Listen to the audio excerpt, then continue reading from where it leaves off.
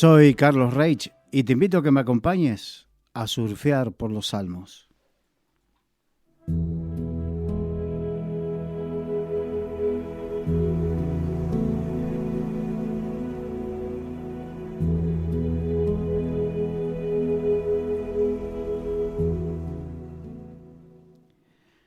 Continuamos en este día con el Salmo 44.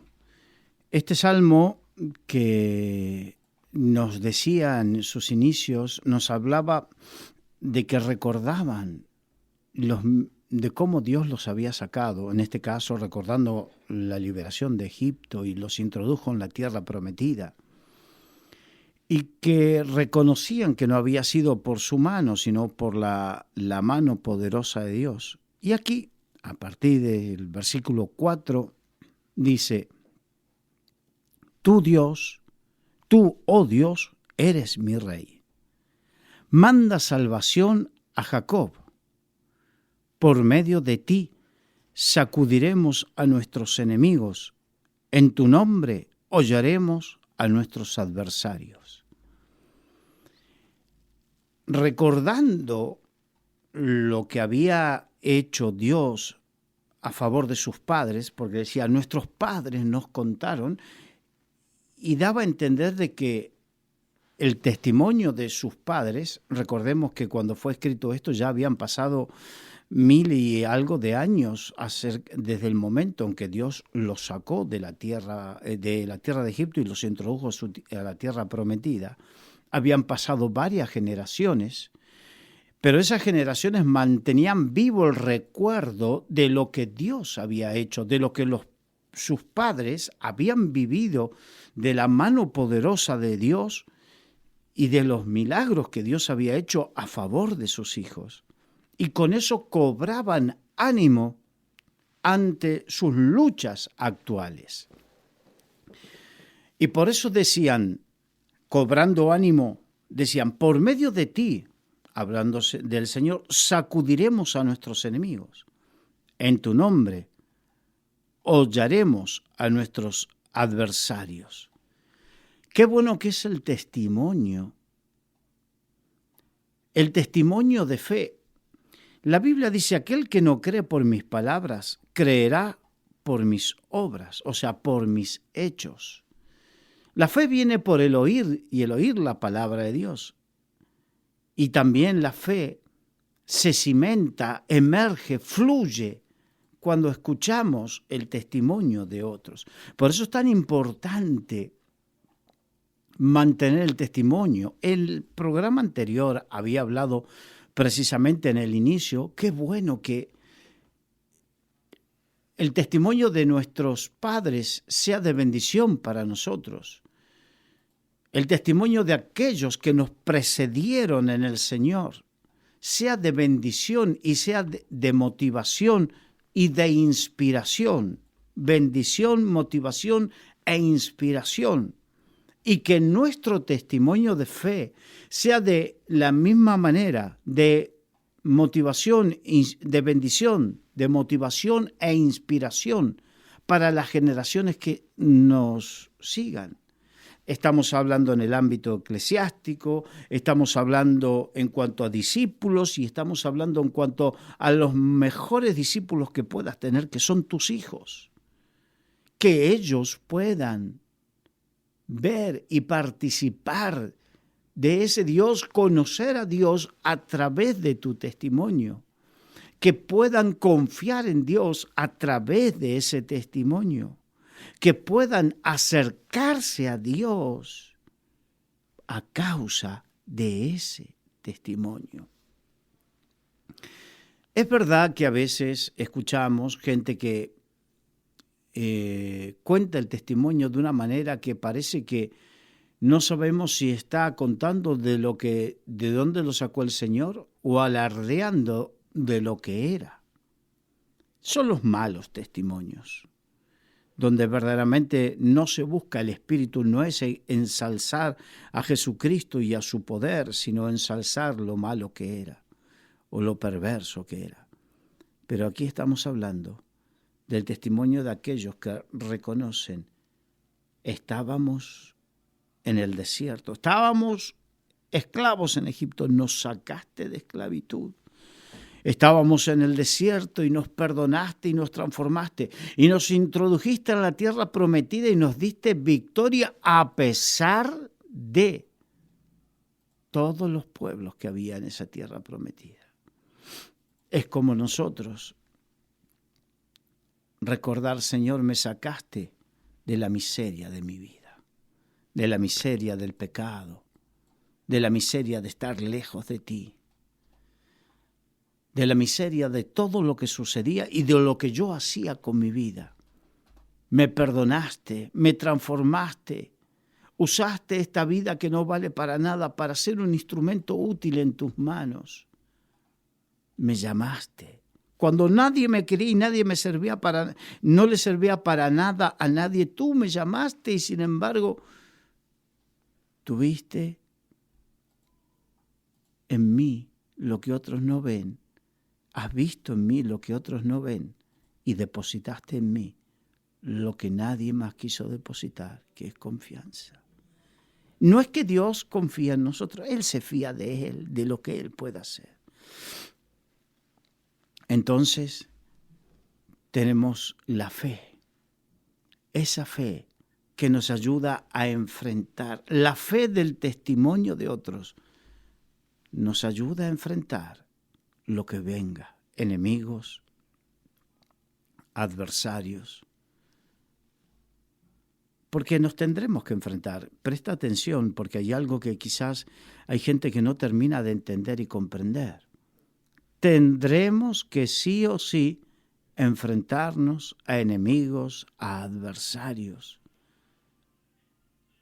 a situaciones, porque el diablo anda como león rugiente buscando a quien devorar. El enemigo de nuestras almas va a levantar a los impíos para hacer guerra contra los santos. Es algo que ocurrió siempre y va a ocurrir. Y lo que debemos hacer no es buscar huir de la confrontación, porque de ese tipo de confrontaciones no se puede huir. Más tarde o más temprano tendrás que enfrentarte. La cuestión es cobrar ánimo, llenarnos de la fe de Dios precisamente para enfrentar estas situaciones, sabiendo que Dios es el mismo ayer, hoy y por los siglos de los siglos. El que avergonzó a Faraón sigue siendo el mismo ayer, hoy, por los siglos de los siglos. El que abrió el mar rojo sigue siendo el mismo ayer, hoy, por los siglos de los siglos. El que venció a Amalek sigue siendo el mismo ayer, hoy, por los siglos de los siglos.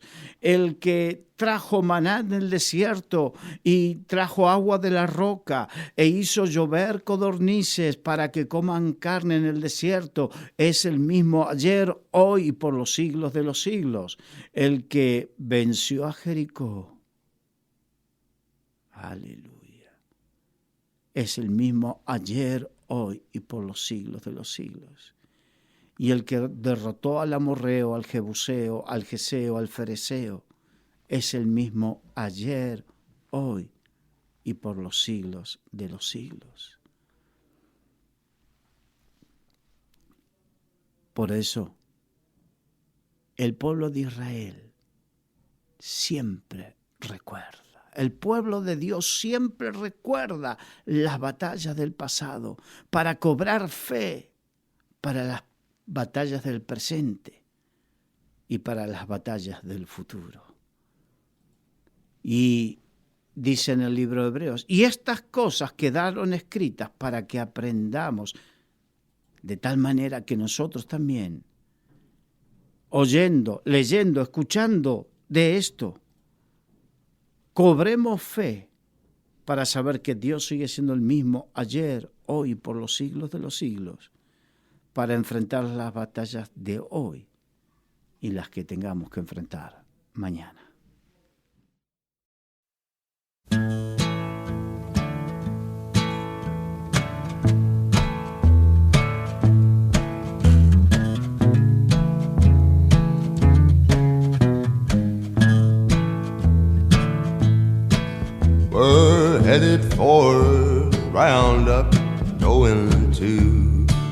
stampede.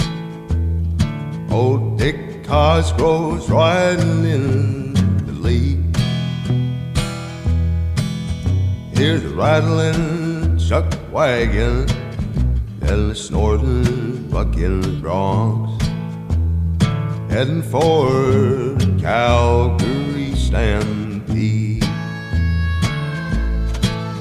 Gather round the old chuck wagon, fix you up some grub, flip those flapjacks over in the pan.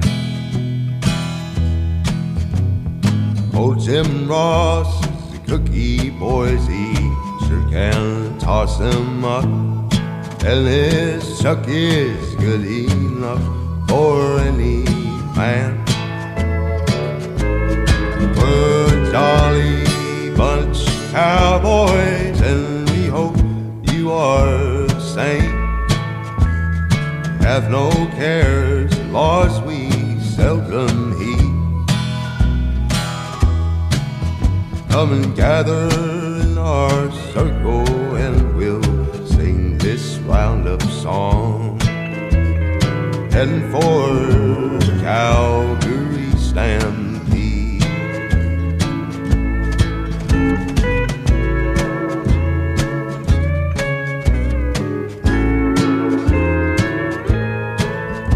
The guy that rode those steamboats, Jack Manley was his name.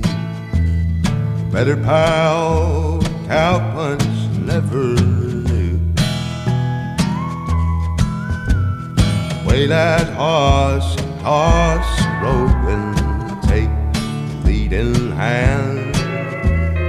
When you're stuck, he'd always see you through.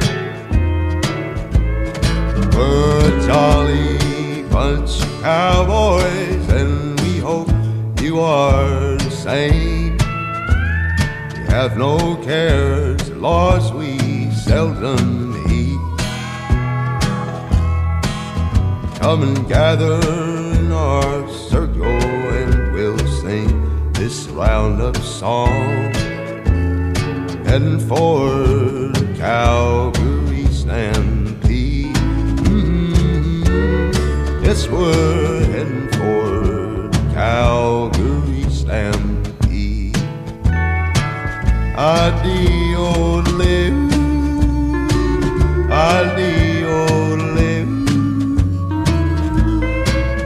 do live, oh live, oh live.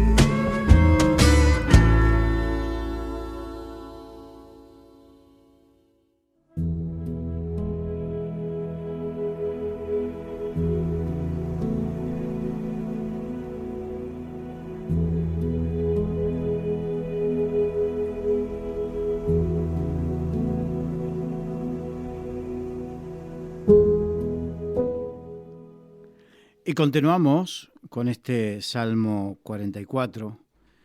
En el versículo 6 y el versículo 7 dice así: porque no confiaré en mi arco, ni mi espada me salvará, pues tú nos has guardado de nuestros enemigos y has avergonzado a los que nos aborrecían.